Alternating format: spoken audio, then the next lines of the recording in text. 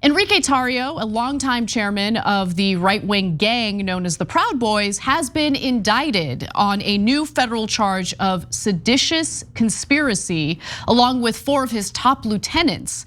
Even though he wasn't there during the January 6th riots in the Capitol, he was allegedly guiding the group's activities from nearby Maryland. So this is what we know so far about the new charge. A new 10-count superseding indictment returned Monday morning charges Tarrio and then Dominique Pizzola and 3 other existing co-defendants with coordinating travel to Washington and the movements of the group around the Capitol that day. The group is also accused of plotting to foment a riot and storm Congress, action that eventually, of course, forced the evacuation of lawmakers meeting to confirm the 2020 election results. Now, Pizzola of Rochester, New York, broke through the first window of the building at 2:13 p.m. with a stolen police riot shield, authorities said. So the charges are far more serious against Tarrio. They were already bad, but now he is dealing with seditious conspiracy because he is accused, again, of guiding the group through the riot. And so we'll see how that all plays out. But I should note that several members of the Oath Keepers were also charged with sedition, and they've already pleaded guilty.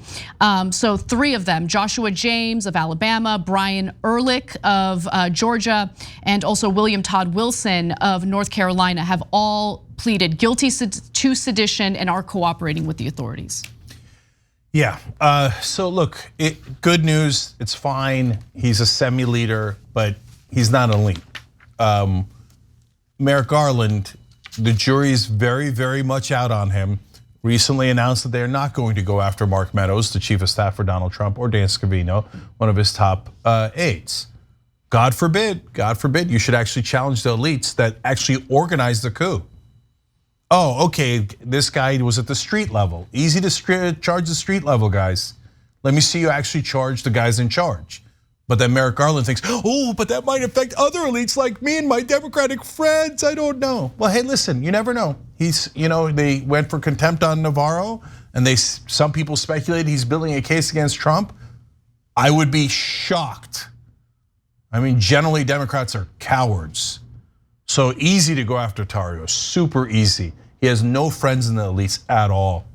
So you pound him, making yourself look like a tough guy. Good, you should. He did the wrong thing. I mean, it's allegations, you prove it in court, etc. But 98 out of 100 times, the Democrats let their actual criminals at the very top go. They won't touch power because they're concerned that maybe if they do something wrong or have done something wrong in the past, then all of a sudden the mirror will be held up to them and they're gonna have to deal with criminal prosecution themselves. So they don't touch anyone in a position of power. And think about what the consequences of that will be. Because the Republican Party is just transparently, candidly telling us on a daily basis how they intend on stealing elections in the future. So they tried this method out, didn't work out for them, realized that they need to be a little more organized.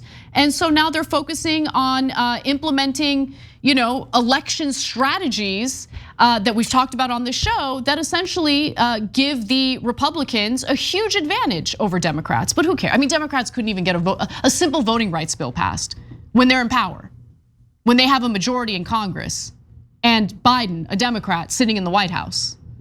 No, I mean, that's why you need consequences for the people in positions of power that are trying to dismantle our democracy, but they'll never do it.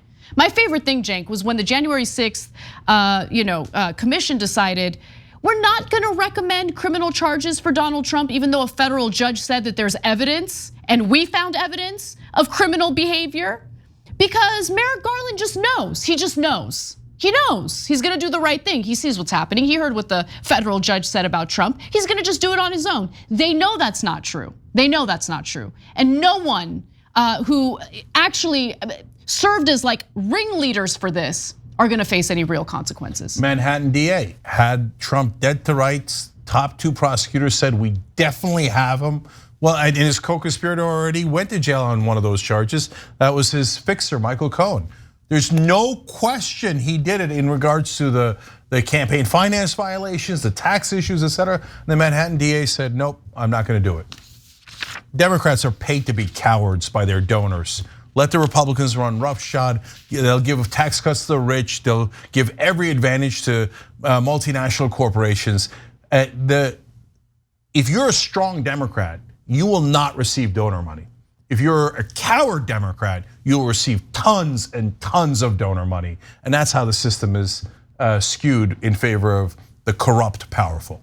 We're the only ones who've got the balls to actually tell you that.